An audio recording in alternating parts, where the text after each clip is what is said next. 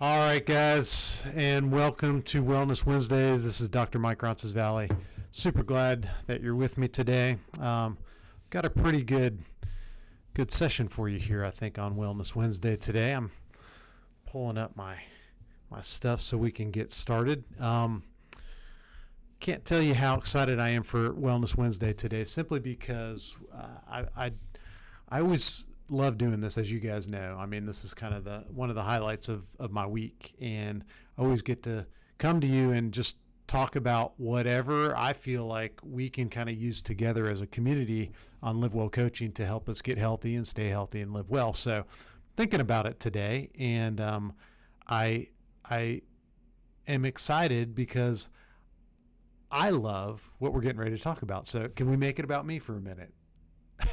I think this is really going to help you. Today we're going to talk to you about the power of intuition. The power of intuition. How do we trust our gut? That's the question, okay? So I'll give you some context here. I'll tell you why I even thought about this. I train therapists for a living. That's literally what I do. Most of my time, a lot of my time, is spent running Live Well and running Live Well coaching and, doing some cool stuff with clients. But I spend a lot of time training our 40 plus clinicians at Live Well. And if there's one thing I know, having worked with clinicians for years and years over time, honestly, it's been 20 years, I think, that I've been training clinicians. I know that these guys go to school, they go to get their master's in counseling, or they go to get their doctorate in clinical psychology, and they want to be a therapist, right? So they spend hours and weeks and months and years. If you get your doctorate, a lot of people don't realize this, it's sometimes like a 6-year, 7-year process to be a psychologist. And so you go through all that training, and you show up at a counseling office like Live Well, and you're like, okay, I'm ready to do this. And man, they're fresh off of their education, and they're excited, and they're pumped up. Man, this is what I've been building my whole career for, is to be able to sit with clients and help them. And then they get in these situations, and they get with clients, and they're like, oh my gosh, I don't know what to do. They're like, Mike, help me. I've got this client. They're not getting better, or I don't know what's happening next. And it's always like a terrifying experience to begin the work of therapy. And I meet with these guys all the time, and in some ways it's a grieving process, because what they recognize is all that time that they spent in therapy to learn how to be a therapist never really prepares them to actually do therapy. It's wild, because you can't teach that, right? Like, you can learn all the facts and all the data and all the research, but ultimately, when it comes down to it, the only way to learn how to do counseling is to do counseling. Now, before you freak out about this thinking, oh man, I went and saw a counselor one time, and did they know what they were doing? The research is really clear on this. New therapists actually do a better job than older therapists that have been in the field for years and years. And that's probably because of their energy. Man, they're ready to go. They're embedded with these clients. They want to help. So they actually do a great job. But the anxiety, and if you can imagine, all the mental work of sitting with someone, trying to help them get better, it requires laser focus when you're first starting, because man, you're studying up, you're reading, okay, I'm at the 5th session of cognitive behavioral therapy, and what am I going to do next? Or I'm 2 sessions into dialectical behavior therapy. What happens in this session? And it's a lot of work, and these therapists actually do a great job. I'm super proud of our guys in particular, the folks that we have trained over the years, because man, they always do a fantastic job. But there is a grieving process for a lot of these guys. And I remember I felt the same way. I remember sitting with my first client, and I was like, what am I going to do? I'd get through 20 minutes. And I'd be like, oh, I've got 30 minutes left with this client. I have no idea what I'm going to say next. So I'd study up and study up, and I did a good job, and these therapists do a great job. But there's one thing I know for sure.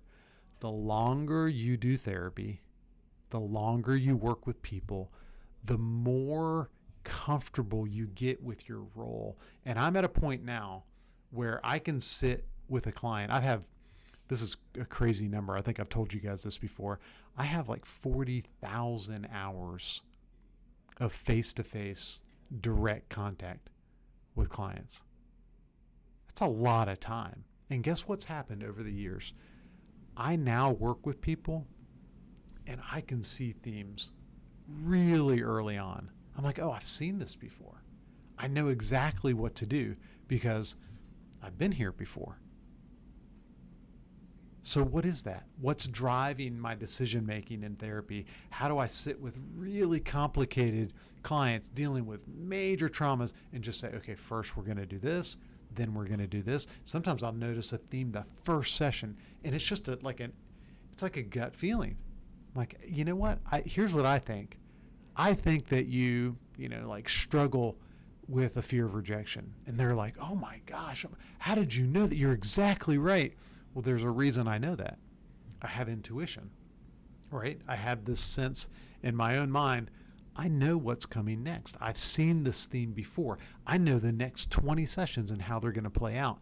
And that intuition and my ability to trust my gut in those moments is what has helped me really make a difference in people's lives over the years. And the longer I do it, the more I can trust my gut and my intuition. Now, this is relevant for all of us. I'm not telling you about this to complain about training therapists or to complain about the process of how we train therapists. I'm telling you this to say we all have gut feelings. You have gut feelings. You have intuition. How do you know when to trust it? How do you know when to trust that still small voice inside of you? Because I'm telling you that's some of the most powerful information that you have as you interact with people all day, every day. And so we talk about this all the time, right? How many times have you told someone, man, I just had this feeling. I have this gut feeling. And we talk about trusting our gut like it's something magical or mystical. But what if I told you that your intuition isn't superhuman? It's just the quiet voice in your head that many times is driving what I call wisdom, right? And it's a powerful processor working behind the scenes, and it is shaped by your lived experience. The same way I can sit with a client and be like, I know what that is. I just have this. You've not even said it, but I bet that you're struggling in your relationship, in your marriage, because you struggle with boundaries. We're doing a boundary study right now in the Live Well coaching platform on boundaries, and man, there's some of you that you just know, like this. I gotta watch this person at work. I need to watch my boundaries there. That's shaped by your lived experience. That's not happening because you're just being mean to the person or because you have a vendetta against them. That's happening because on some level, you know beyond any shadow of a doubt that there's something there. You can't put your finger on it. You can't quite describe why. But that process is real, and it's actually the force of wisdom in your life. And now I understand we need to be careful. I understand that we can't just go through life, just being intuitive about everything. And I know that this is the point. And I know that this happens. It gets a bad rap, and for good reason. So yeah, I think about even some of the self-help circles out there. I don't. Have you guys ever read The Secret? The Secret is really all about gut feelings and wisdom and things of that nature. And I know that gets people in trouble sometimes. So I don't want to say trust your gut at all times. I do want to say that we need to reframe intuition as a biological and cognitive function of how our brain works. So here's our goal for today. I want to explain to you how intuition really works, what it is. I want to explain to you when you can trust it, when you need to question it, and then how to train it. Okay? So let's start with, like, what is intuition? Why are we even having this experience in the moment? And so, loosely defined, intuition is the ability to discern relevant patterns or cues and match them with appropriate beliefs or actions. And all of that happens without really a conscious deliberation. And so intuition is pattern recognition without the step-by-step reasoning, right? It's rapid, it's automatic. In many ways, it's like subconscious. It's not an emotional impulse. It really is a form of deep, deep cognition. So I'll give you some examples of everyday life. I kind of gave you the example of new clinicians and kind of what it's like for me after I've had 40,000 hours working with people. But let me tell you how this is relevant for you. Think of things like this. You ever knocked a glass off the table and just like instinctively, quickly, just boom, you're able to catch it? Have you ever felt uneasy about someone? Like I said, that example at work, just, I don't know why, I just have this weird feeling that there's something off with this person. If you ever walked into a room and you can just sense the tone, you're like, whoa, I can cut the tension with a knife in here. That's not magic. It's compression. It's the compression of your brain synthesizing thousands and millions of tiny signals. And instead of explaining it to you rationally and being able to step by step understand why you feel a certain way, your brain just gives you the answer.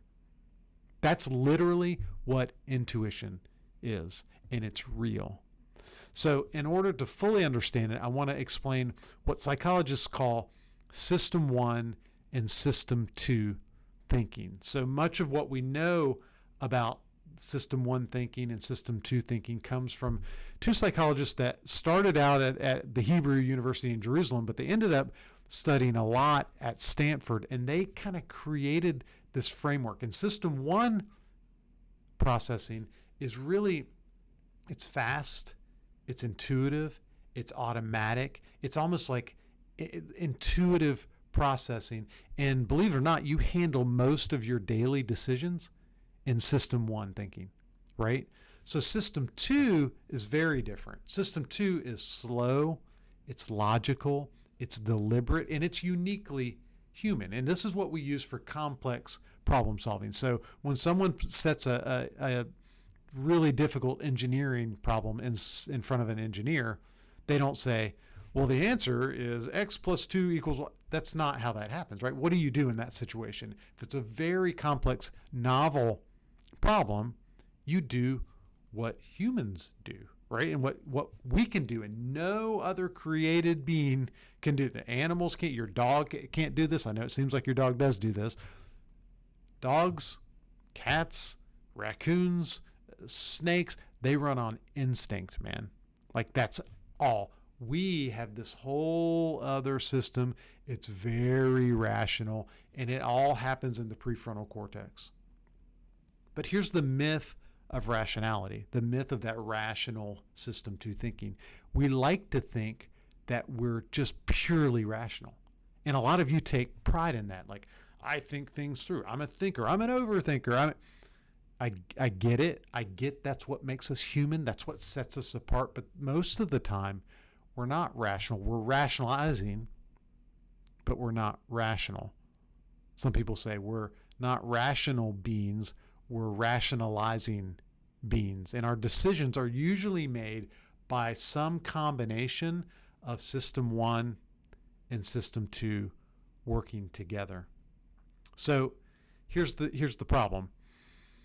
If you fully tried to rationalize in a very methodical way, think through every problem, and you say, I'm System 2, man, that's me, it's incredibly time consuming, right? It demands every bit of energy and focus that you have. But most of our life is run on System 1.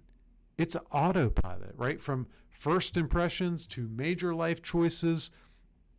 And you need to recognize that that interplay of system 1 and system 2 and going back between complex problems and novel problems that require system 2 thinking, that's the juxtaposition between system 1 decision making that you use all day, every day. Think about it. How many times during the day are you really, really just fully digging in with a systematic, rational, methodical approach? Not often. Usually, it's the combination of system 1 and system 2. It's intuitive, autopilot, combined with those moments where we're like, oh, this is new, it's novel, it's complex. Let me get real rational. So why do we have those systems set up? Why do we even have system 1, system 2 set up in our brains? Well, I mean, a lot of people would say, well, we're human after all, and shouldn't we just rationalize everything? Look, we use intuition every day. You go to system 1 most of the time because it works. Think about when intuition is going to be mandatory for us. Like, there are moments in your life where you have to just react intuitively. So if you're in a threatening situation, for instance, a car is pulling over on you in traffic, you cannot say, well, based on the speed of my car and the speed of the car that just cut me off, I have 0.3 seconds to slam on my brakes and avoid an accident. You can't do that. What do? It's just like boom, boom, boom. Your brain is making all these cognitive shortcuts. You're quickly utilizing all the experience that you have driving to what? Man, turn and avoid the car of the idiot that just cut you off in traffic, right? So threat detection. That I mentioned that because that's a real intuitive way for us to understand that intuitive system 1 automatic thinking. Social cohesion, trustworthiness. You can't really quantify that, can you? Yeah, if you have a lot of experience with someone who's been untrustworthy, you can make some extrapolations using your rational brain, and I shouldn't trust this person. But at the end of the day, a lot of that on the fly is just like, I connect with some people, I don't connect with some other people. Quick environmental responses without conscious calculation. That's why our brain uses that system 1 thinking. We don't always have time for spreadsheets. And especially if you think about before technology, before we had even the way we kind of have created the scientific method and these systematic, methodical ways to do life and to problem solve.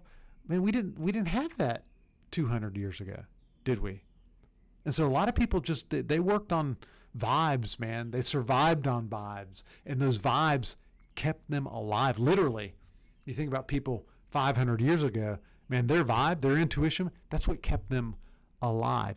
And so intuition helps across the spectrum.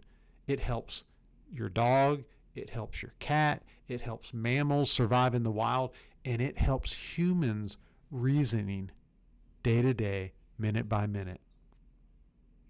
So for those of you that are you struggle to trust your gut, you struggle to trust your intuition, no, you trust it all the time. Most of your life is spent in that system 1 thinking, just simply because of the constraints of the situation. But we need to understand intuition can be misleading. There's a lot of people, you might be the opposite end of the spectrum, and you're like, man, I'm all tuition and I trust my gut all the time, every time. Data tells me this, but I'm doing it anyways. A lot of people do this with dating, right? I see all the red flags, but he's just awesome or she's amazing. Yeah, but what about the fact that, they've been married 12 times and you met them and they were, blackout drunk at a bar and, well, yeah, that's true, but man, there's just something that I connect to. And that's when intuition fails us. Just because intuition is powerful doesn't mean it's always right. So sometimes it's playing a game that no longer fits the world we live in, right? A lot of times your brain is just working on system 1 reasoning when the intuition isn't always a right fit based on what you're experiencing right here, right now. And so these cognitive shortcuts that we take fail us. So there's some research on this. I could tell you thousands of research studies. I picked out two. I thought this was wild. Deeper voices are perceived as more authoritative across the board. Been proven over and over and over again. Are people with deep voices, are they more trustworthy? Are they more authoritative? No. But there's something hardwired in us that intuition leads us astray a lot. It's part of the human condition. Tall or broad-shouldered people are more likely to win elections politically. That's nutso, isn't it? Why? I mean, who knows? There's something at this point kind of hardwired into us to where we just have this weird unconscious sort of attraction to people. And this has been proven in the research. Tall, wide-shouldered people get jobs more than people that aren't tall or aren't wide-shouldered. What does that mean? That means that the patterns may have served us well in the past, but sometimes the intuition just fails us, and those cognitive shortcuts don't work. So we're working with instincts in a digital age world, and that's why understanding the limits of your intuition is just as important as trusting it. So as you can see, I'm talking to everybody today. There are people that are listening and they're like, Mike, I'm all in with intuition. There's other people that are like, Mike, I'm all system two, right? I'm all rational thought. I'm telling you, in order to be most productive in your life, whether you're a therapist sitting with a client, or you're a CEO running a boardroom, or you're a mom trying to interact with a kid, or a dad trying to interact with his wife, you need intuition, but you also have to balance it and recognize there's moments where I need to trust it, and then there's moments where I need to just really lean in to my system two thinking, to my rational brain. And so I like to think about it in terms of like intuition is earned. And so there is a power to the role of experience in your experience in life. And there's a second kind of intuition, and it's not the kind we're just born with, like people with deep voices are just more trustworthy. It's the kind we build from experience. So this would be me in the therapy office. I can trust that intuition because I've got so much experience working with people. I'll give you a more classic example of it. There are people that take care of chickens. They're farmers, right? They call them chicken sexers. They can identify the sex of a chicken just by looking at them. Now, if you and I go out and we try to look at like a group of chickens, we could examine them. They're very complicated reproductive system. You can't tell whether a chicken's a male or female, right? Especially young chickens. But people that do it over and over, and they can't explain why, but because of all their experience working with chickens, they can identify male and female almost immediately. It's wild. We had two ducks. My daughter, this is a funny story. My daughter came home the other night, this is maybe 8-10 weeks ago, with two ducks. You know how they sell ducks at Easter? Well, she stopped at what's the one of these places that sell the baby ducks, and she was so proud. She came in, she put these ducks on the counter in this box. She's like, look what I got. And man, they're so cute. If you guys have ever done this, they are so cute. You just want to like hold them, and it's awesome, right? Until what? Like 2 weeks go by. And once 2 weeks go by, they're just they're super messy. Like you can't keep little ducks, right? Because once they turn into little adolescent ducks, it's a mess. And so we took these ducks to this person that has a duck farm. We're like, hey, we're not going to just release these ducks into the wild and let them get, just eaten alive because we've been feeding them for 3 or 4 weeks. We took them to this duck farm.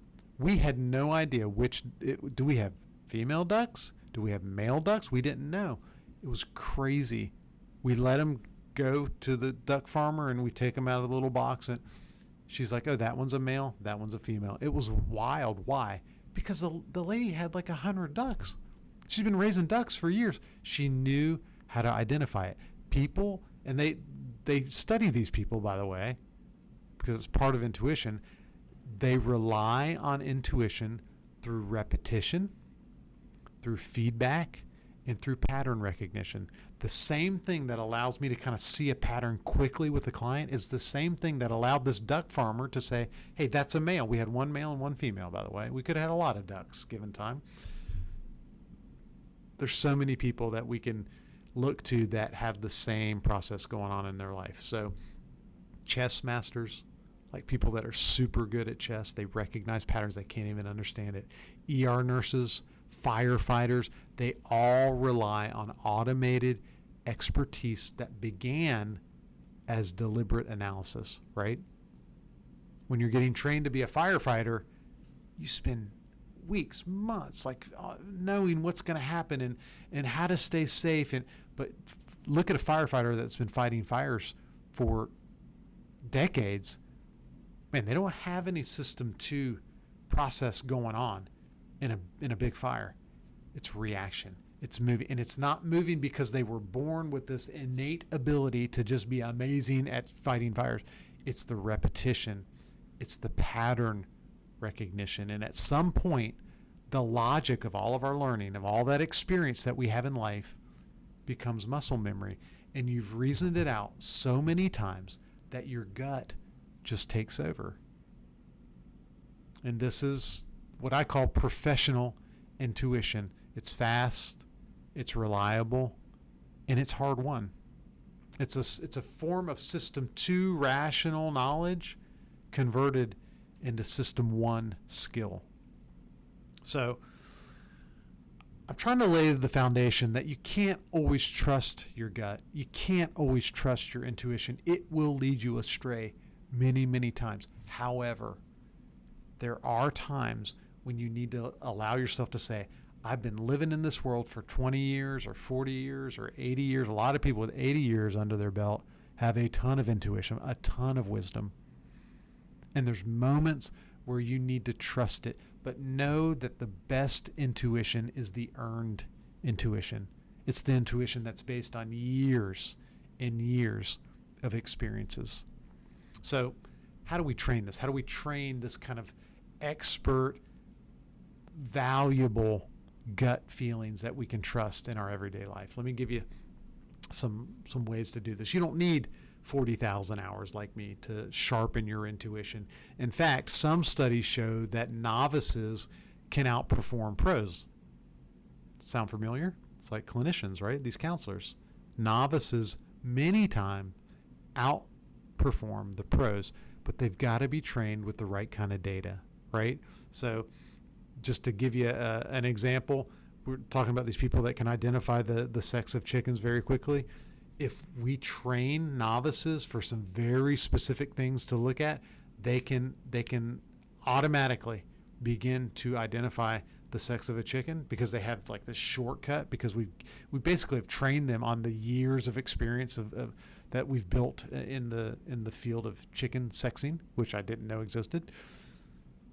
And those pros, they had that intuition turned into their experience, but sometimes they couldn't identify the chicks as well as the novices, because now, they're kind of working on just their experience, not kind of the full body of experience that's out there. So the key takeaway is that you can build high performance intuition even faster than you think if the conditions are right. You just have to make the conditions right. So how do you use it? How do you use your intuition? How do you refine it? How do you sort of allow yourself to just lean into it and train yourself? Metaphorically, it's like, how do you train yourself to be a chicken sexer? Like what data do you need? What conditions can you create in your life where you can begin to trust your intuition more and more? Number one, you can reframe what intuition is. And everybody, we have to start here. I hope that this talk kind of helps you do that.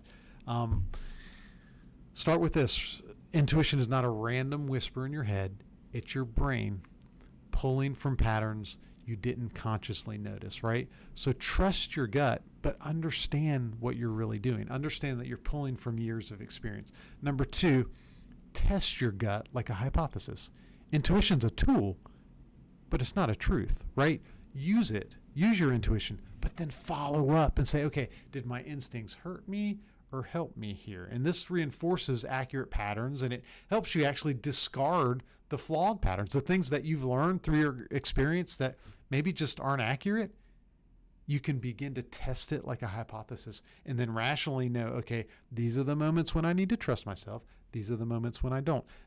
I'm triggered by these certain things, maybe by my trauma or patterns that I learned that were unhealthy earlier on in my life. And so I don't need to trust my instinct when I get around people that are, super gregarious and authoritative and powerful in their personality. A lot of you have had bad experiences with those kind of people, so you just turn them off. I was talking with somebody the other day that was doing that to me, actually.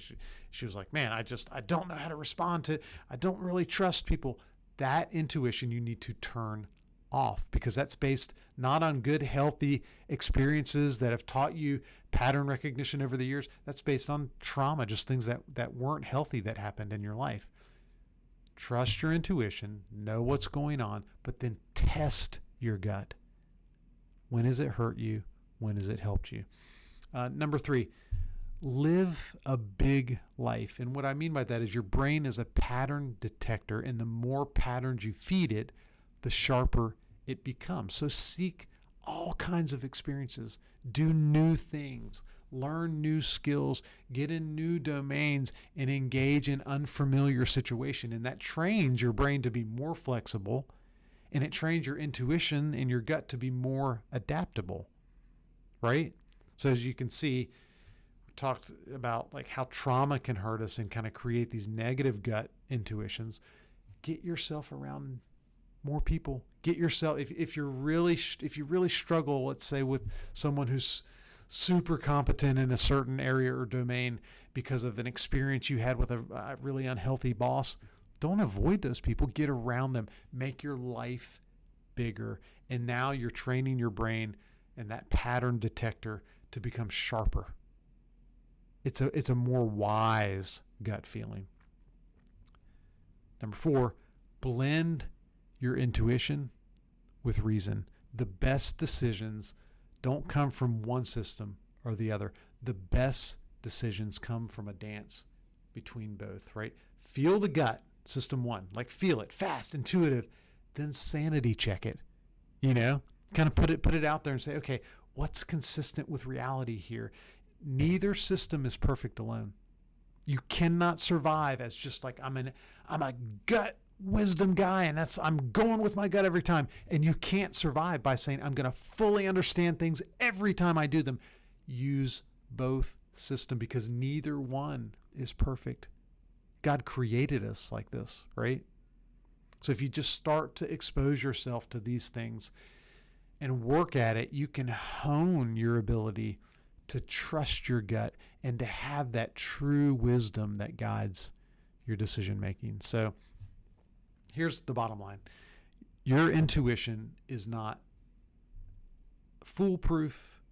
It's not divine, God inspired every time. It's a powerful tool. It's a powerful tool if you train it. If you train it. So trust your gut. But know that it's not infallible. Trust it because it's yours. Trust it because it's been shaped by your experiences and everything you've been through. It's been trained by the life you live.